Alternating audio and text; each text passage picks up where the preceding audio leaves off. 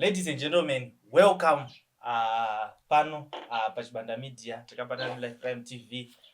Tiri pano nhasi takugirai discussion yenyaya dziri kupisa dziri kuitika muZimbabwe. Asi nhasi nyaya yatinayo inyaya yaApostle Chiwenga, kuburikidza nenyaya dzavari kutaura pasocial media dzatotiedze kudzibreaka down tichionesa ruzhinji rweZimbabwe kuti nyaya dzacho dziri kumbofamba sei. Before tajamba into our story, rega titi vatinawo vazointroduce kuruzhinji rweZimbabwe. Mutanganene. Makadi muri eZimbabwe. Zita rangu ndoitwa Bishop Kevin Nyamakanga. Ndinokukwazisai. Makadi Zimbabwe. Zita rangu ndinoitwa Sebastian Dondo. Greetings to you muri eZimbabwe. Yeah, thank you so much. Yeah. Tine nyaya ya Apostle Chiwenga yavaitaura vachiti Apostle Ezekiel Guti was not a man of God because God didn't give him a son. So tatibva tachiedza bishop namukoma tionesane kuti nyaya iri kumbofamba sei. Vazhinji vanonyanyoziva nezvelife yaApostle Ezekiel Guti. Vanoziva kuti vaive nemwana ainzi Ezekiel Junior, the one akafounda inonzi Ezekiel Guti Legacy college inodzidzisa zvirema. Saka tatirega tinyaso tsanangura nyaya yacho tichibatsirwa naBishop kuti Bishop munoonawo sei nyaya iyi mamiriro yakaita iri kunzi hanzi munhu waMwari aifanira kunge akapiwa mwanakomana. Maita munhu waMwari. Chekutanga ndechekuti Apostle Talent Chiwenga ne havasati vane kodzero yekutaura pamusoro pemusharukwa the late, especially in this manner. Sendri kudaro. Let us appreciate zvakanaka zvakaitwa nemusharukwa. Chekutanga ngaadzidze kuappreciate zvakanaka zvakaitwa. Pane panotombotaura kuti ndaipinda zaayoja ndizvozvo kureva kuti ari kutogona kutorifeya kuti kune kwaakatombobvawo. You understand? Kwaanofana kuappreciate. Now kana akabompinda zayoja akabva muzayoja akapinda mu-UFIC. You understand? Then he later started or formed his own church, which I believe it is not a church. Because all these doctrines that are coming up, all these teachings that is bringing up, Zekuti Baba Guti, he was not a man of God. A man of God. Angade agapiwa mwanakomana. Can we remind him of the prophet Jeremiah? Can we remind him of Jesus the Christ, who had no wife, who had no a son, we had no children? Can we remind him of JB? I call him JB, John the Baptist.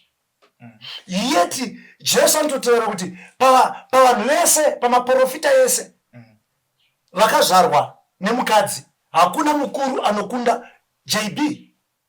But hapana patinonzwa history yekuti JB andaine mwana mukomana, but yet he was mightily used of God. So, Vachiwenga, why can't you appreciate what was accomplished by God through Ezekiel Guti? Alright, unogona ita vana vakomana. Varimo vanhu vakanga ine vana vakomana muBhayibheri. I'll give you a very good example. Eli. The sons of Eli were evil. Yeah. The sons of Eli. Andatara kuti kana musina vana vakomana hamuzi vanhu vaMwari kana kuti Baba Guti havazi munhu waMwari. Where is he taking this doctrine? Okay, let me ndipabudise mbichana. There is no biblical backup.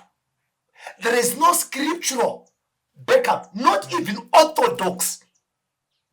Am I talking to you? Yeah. Not even orthodox. Go back to church history. Where do we find a command from Christ? For every doctrine to be established biblically, it must be backed up. One, with the Christ's command. Two, basically with the early apostles. So where in the Bible do we find such a place? So this is not a biblical doctrine, not even an orthodox doctrine, not even a historical doctrine. This is inotaurwa naPauro kuti kune vanhu vachauya nedzidziso yenhema, muvangwarire. Yeah. Nyaya yakuzopisa manje. Ameno my brother. Mukuona sei? Ndine zvakawanda zvekutaura kusanganisa nezvakabva kutaurwa naBishop.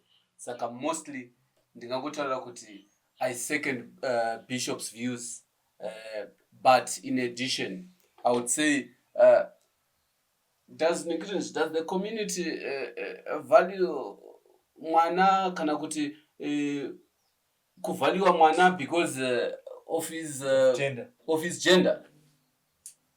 We actually understand kuti Baba Guti vanga vane mwana mukomana, right? Ezekiel Guti Jr.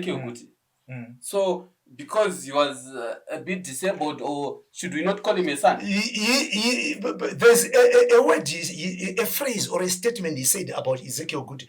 I can't remember it. Guti, he cannot mount up to be a son. Yes. You understand? So he's saying, vakuru vakati, kune tsumo inogona yakataurwa nevakuru ndizvozvo, seka hurema wafa. Kureva kuti afa ari muguva nai ndiye anogona kuseka kuti ona uyo chirema ndava haachagoni kurarama. But as long you are still living in your body, in your physical body in this tent, yes, you understand? You need to appreciate munhu wese, whether they are women, whether they are poor. We've got poor people in our society, whether they are unlearned, whether they are whether vaskana, whether a girl child. You know what he's doing, Chiwenga? Chiwenga is undermining the girl child. Yeah. Chiwenga is undermining Okay, I'm going to take this a little bit deeper. The very people he undermines are the very people who are going to sleep over. All right. It's there on the record. Yeah. Am I talking to you? Yeah. Now, how could you say that he cannot mount up to a son? Yet Mwari vakatomusika. He is defying the order and the creation of God. And this is blasphemy. Now, when blasphemy is being taught by people vakagara mumasofa, yeah, vaine maglazi ewaini vakanganwa kwavakabviswa naMwari kuti vaitambura vanava ava vaitambura vanava ava vakasimudzwa nevanhu vana Chiwenga haana kuzvisimudza. Don't make me to speak, you guys. Yeah. Plus tiri papo chako kuna it's Psalms 139. Andinotongotaura iyo kuti, let me read actually. Yes, you can read it. For you formed my inward parts. No matter you're a girl child or what, it's for you formed my inward parts. You knitted me together in my mother's womb. I praise you, for I'm fearfully and wonderfully made. Yes. Saka muri kuona gentlemen. Pazvarwa Ezekiel akaremara. Somebody ought to stand and begin to praise God. Praise God. Somebody ought to stand up and say, God, I'm seeing your great works. But there is now a false apostle, you understand, who was moving from one church to another. Like he said on the record, was there. He was there. This also. A denominational prostitute who later formed a cult. But people, they sit down and listen, and they thought it is the gospel. Chiwenga used to preach the gospel. You understand? Yeah. But he had his own motives. No saka shoko Kristo akati obunzo towazaseko zvanzi muchavaziva nezvibereko. These are the fruits. Takukuzai munhu waMwari. Hakuna ona machechi ari panapa akatangwa navanhu. Am I talking to you? Yeah. Akatangwana neyake iye Chiwenga yakuti yaguti aizi church ne yake yaguti notori nani. Baba yaguti in a university. I heard just recently they are giving 50% off my scholarship. Chiwenga is collecting money. There are money issues. What has he done for the community? Yeah.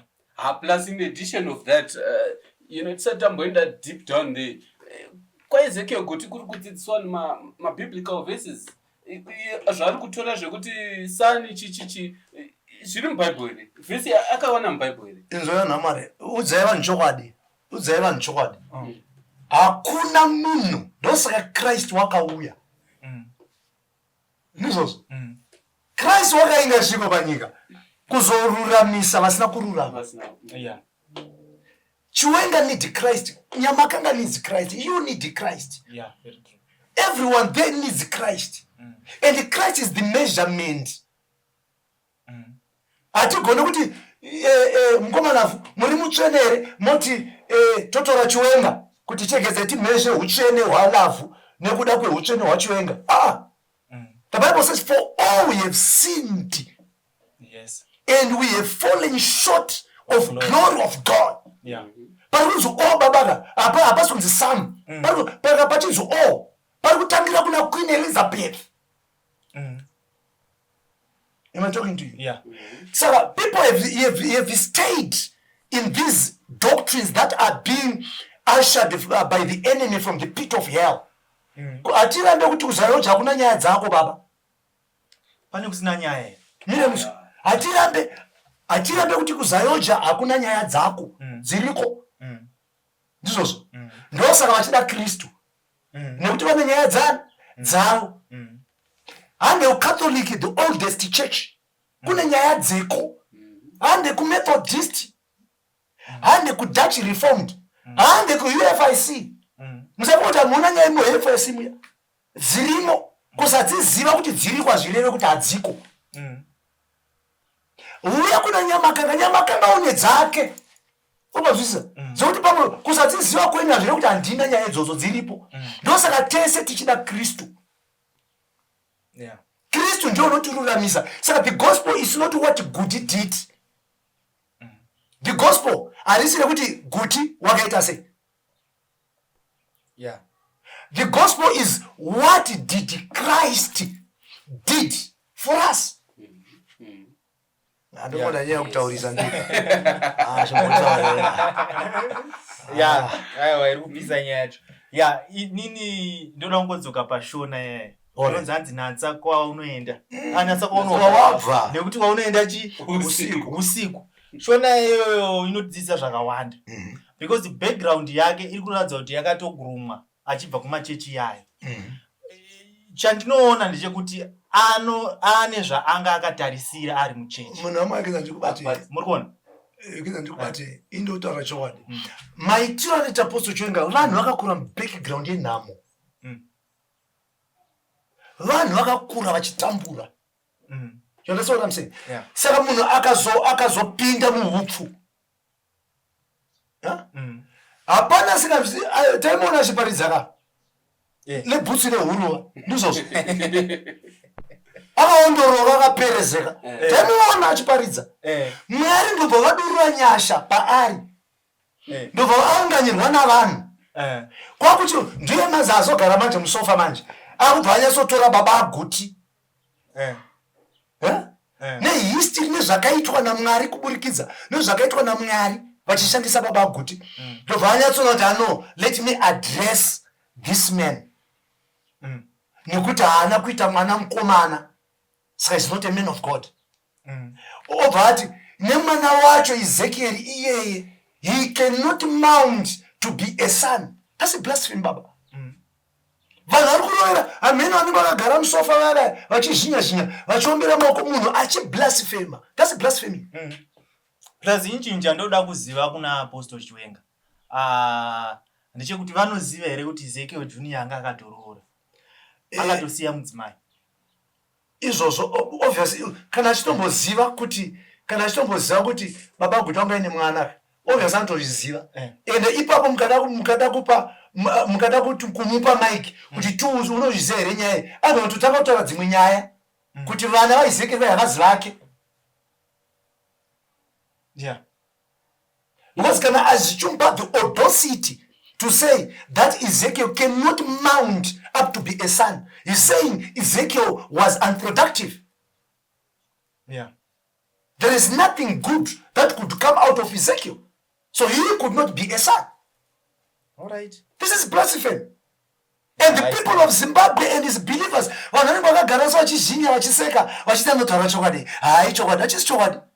this is heretic and docetic teachings from the pit of hell. I'll give you a very good example. Mafundisi wacho vane vana vakagoiteko. Ko iye vakamuti alright ndozvavataura izvi. Iwe vanchazviita pamwana wako. Kudaenda kuna Mwariko. What is zera naye? Ovati wati iwe Ezekiel could not mount out to be a son. Ndakuchikupa zvazvakaita Ezekiel. Ndakuchida ngokuratidza kuti ndiri Mwari. Ndauda kumboita pauri. Wobva ndosachinzi chaunodyara ndozvaunokohwa. Musanyengedzwe mwana vasekwe. Galatians chapter 6 verse 7. Musanyengedzwa mwana vasekwe. Chinodyara munhu ndochaanokohwa. Mwari vati alright ongozvionerwa kai waguta newaini muchinwa muchitandara wakagara masofa obuda nemotapo pa warohwa musana wabva ita paralyze. Inishona yobva yati seka urema wafa. Shona yoyo kuti seka urema wafa mashoko mahombe waya.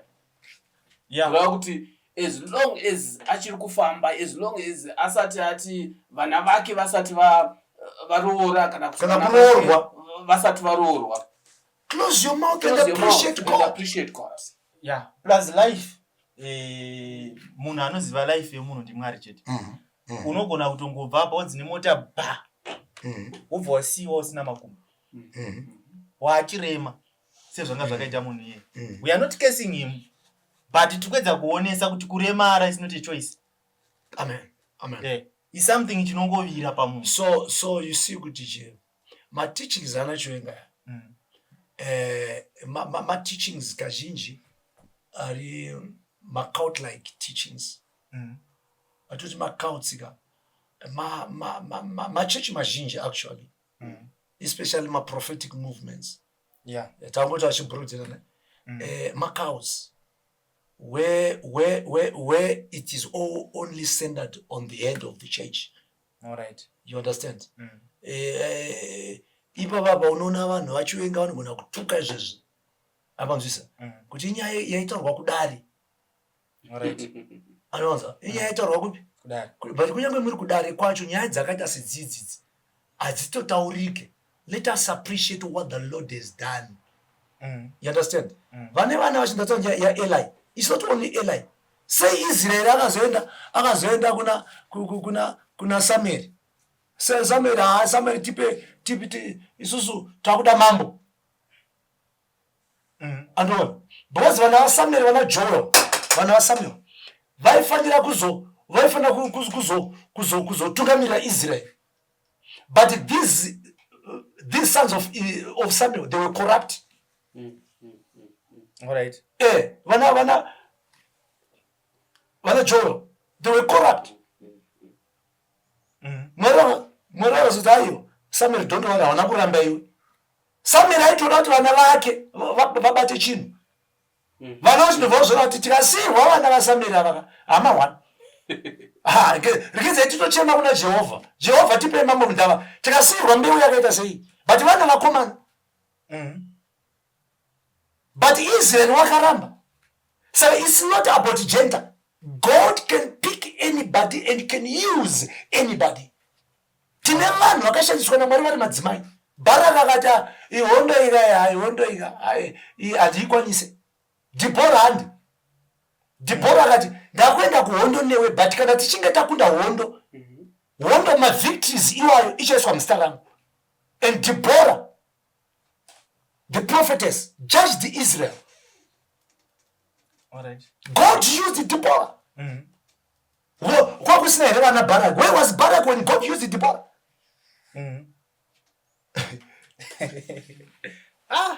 Yeah. Where was tikutaura zvemuBhaibheri apa paataura pesa papana haana kukota kuti handei pavhesi rakati panoti Jehovha vakaramba. These are civil laws. Zvakutaura izvi zvine chekuita necultural and civil laws. It's not biblical. It's not biblical. Yeah, that's true. And there is no a command from God himself. Kuti kana ndakudana nyamakanga ndakudana nokuti uri mukomana saka iwewe itowa vana vakomana kuti ndikushandise. Anointing of God baba ainei nekuti uri murume here kana kuti uri mukadzi. That's why uchiona vana Chiwenga, they cannot appreciate vana prophetess Matimbire. They cannot appreciate, but anogona kuappreciate mukadzi wakagara naye meeting mweme achizhinya.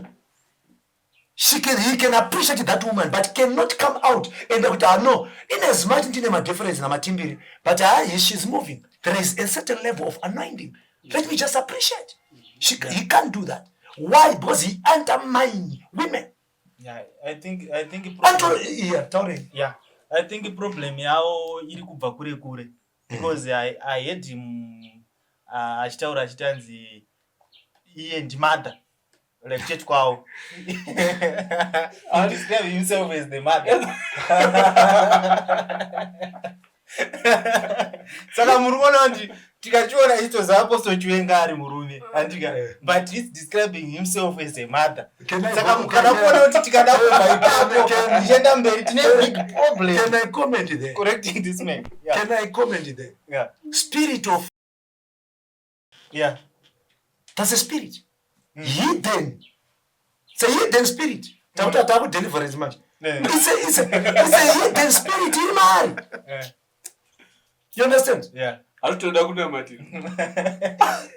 has to go back kuna prophet makandiwo. Munhu wamarika in as much ndakambopesana nemika. But ndauya ku deliverance. Chinokupa iwo munhu womurume kuti vanhu vakuti amai nekuti une ka scripture kekuti Paulo anoti nekuti ndakakubara ine shoko I labored. And you make a doctrine out of one scripture. You cannot establish. Let me tell you, gentlemen, go to 2026 and the waiting is over. Yeah. You cannot establish a doctrine basing on one single verse. Yes. Yeah. It is also. And the Christo hana reference yakambotaura. Yekuti ine mumurivana langu. Yeah. Nganditaure zvaJesu kwete zvaPaulo. Nokuti greater than Christ, greater than Paul is Christ. This also. Greater than Abraham is Christ. So let us talk of Christ. Is there any single portion where Christ referred to himself as a mother to his disciples? Yeah. So this is a spirit, a hidden spirit. Yeah.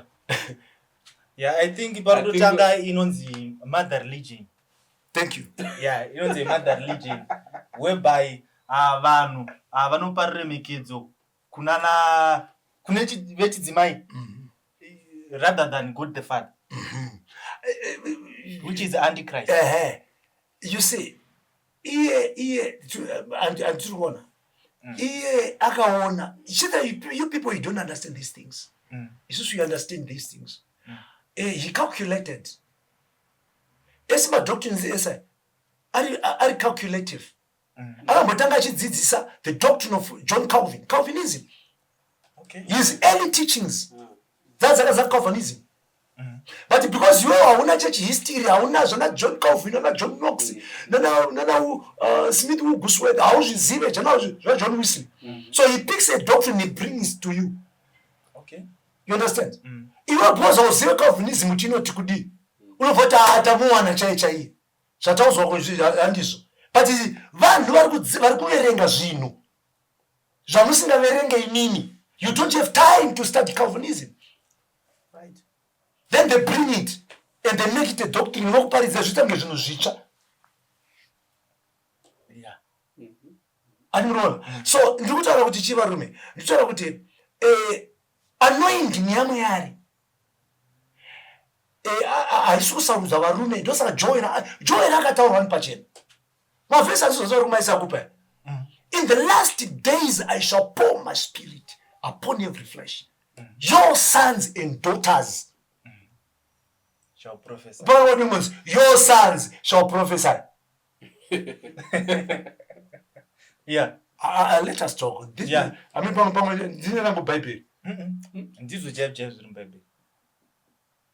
Can I go deep on this one? Yeah. And have you ever realized that Chiwenga is a doctrinal apostle?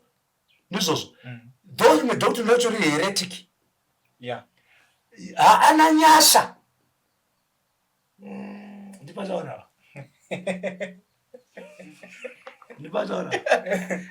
Ananyasha. Yes, you understand? The gifts of healing. He cannot cast out demons. Chiwenga cannot cast out demons. Yeah, I never. I understand that. Do you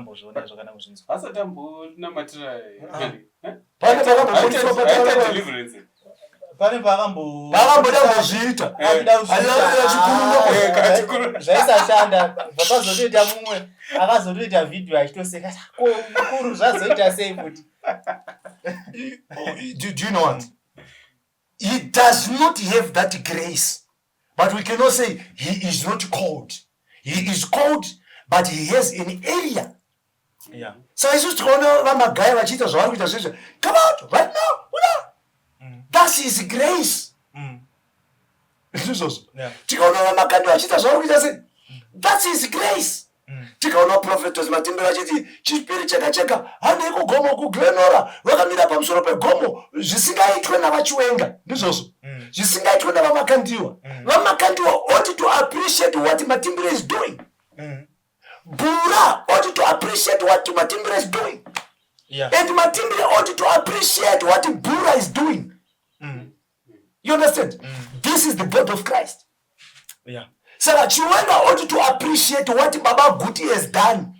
At least I'm a reference. I was there. Why you take go? Mweya mchana kadi ngokuza uri padongo tosapinda. Nekuti azwamari. But wakatopinda wakagara.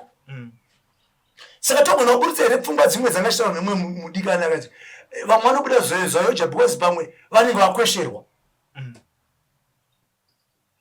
Vabuda machurches vanenge vakwesherwa. Kunzwa kuti Zayoja ichasplitter, that's not a prophecy. I don't think it depends on a prophecy because it's not even it is not even a prediction. Yes.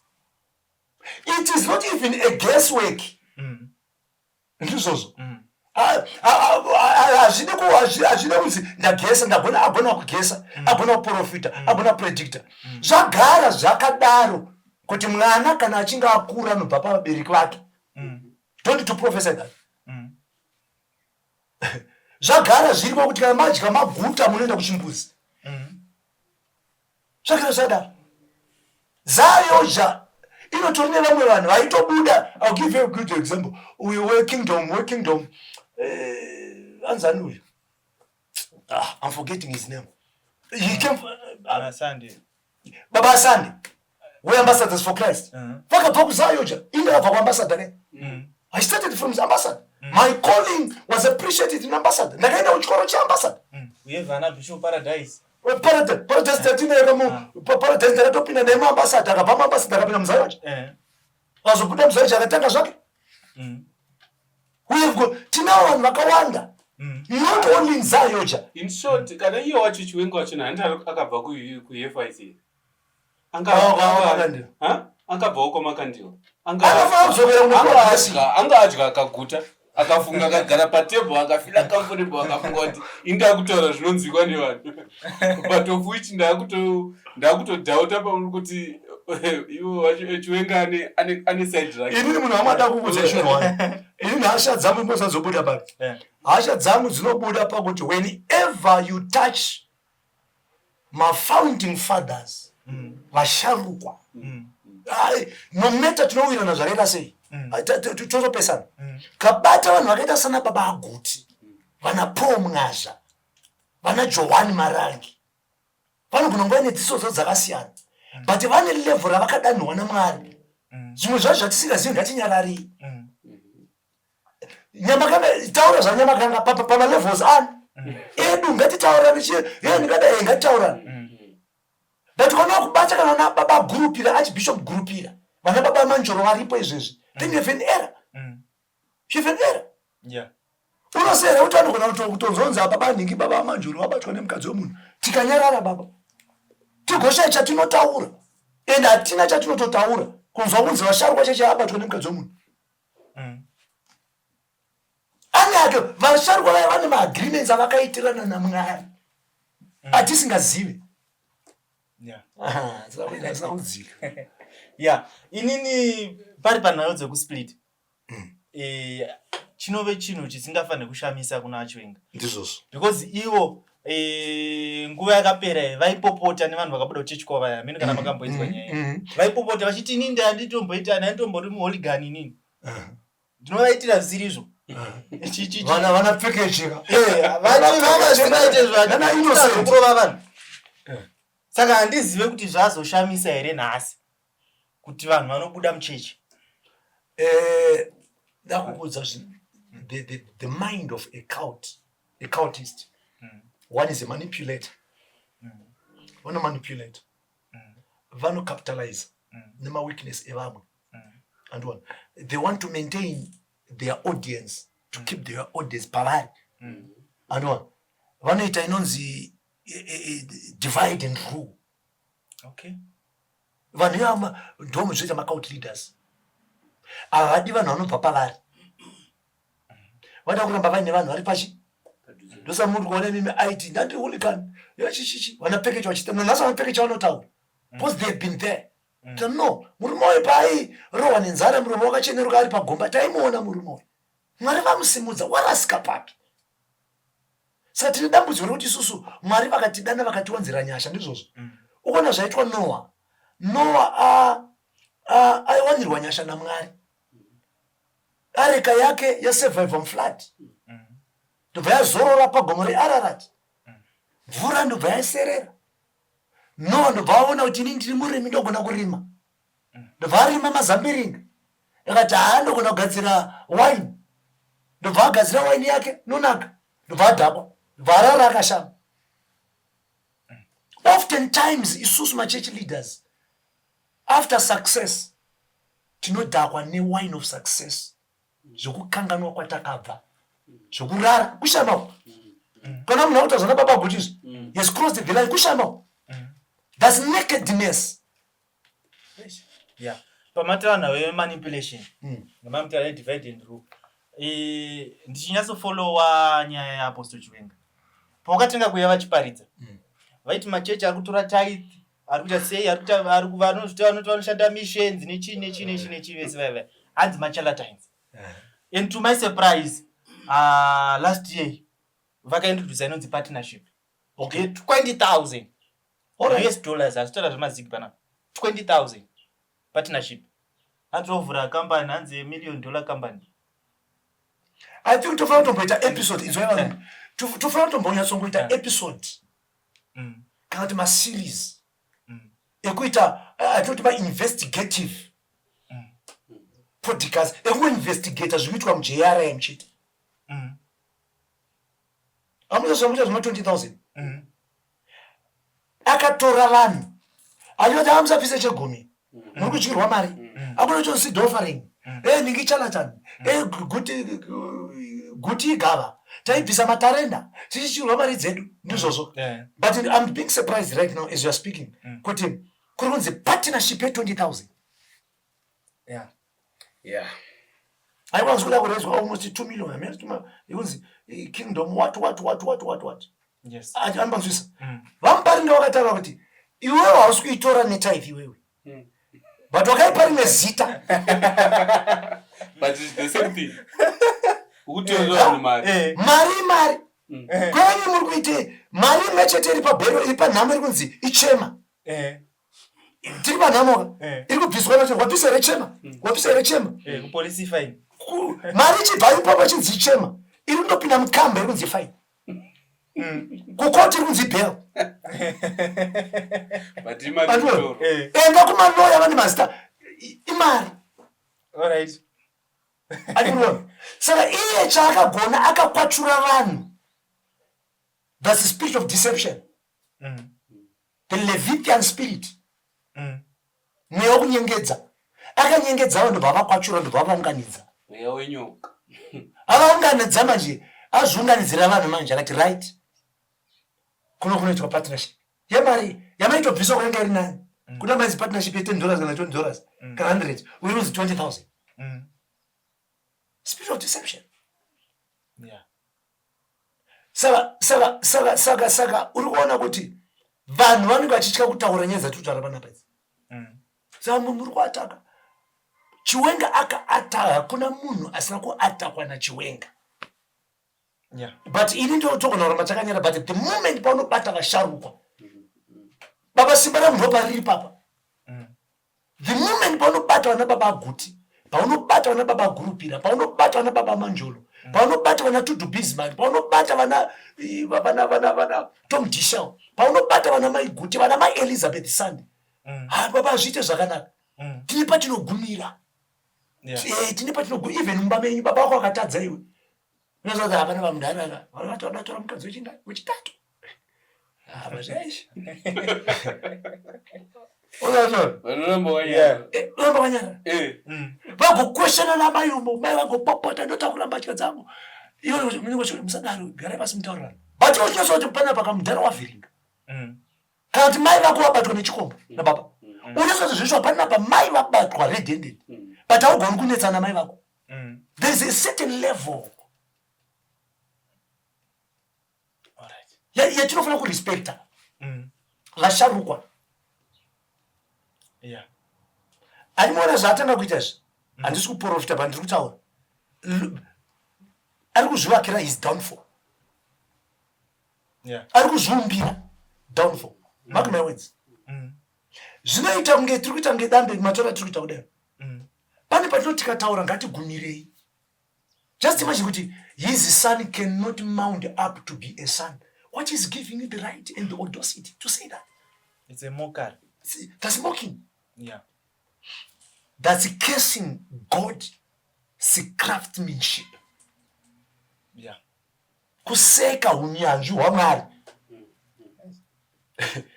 But wazanga chida aseka chikomenda akapenga Chiwenga icho bachi chokwadi. But amusona kuti muchokwadi chamuti chokwadi masekwa Mwari. Yeah. Mutazwa Ezekiel, he cannot mount up to be a son. But iye mupfungwa dzake wakagara pasi akaumba Ezekiel. Akaumba. Ndizvozvo. Ndobva akati this is good. Then iwewe a mere mortal, ordinary man seated in a couch wasimudzwa kubva pagomba naiye wochimuseka kudhakwa baba. Yeah, maybe my brother have something to say. Ndofunga nhasi ndindataurisa. Zvataurwa zvese. Yeah, muri Zimbabwe ndiyo nyaya yatinga tine muzora nhasi mudiscussion yedu atibata nyaya yaApostle Chiwenga. Sunungukai kutaura zvamunofunga comment section. Pari zvino tinoti chisare zvakanaka.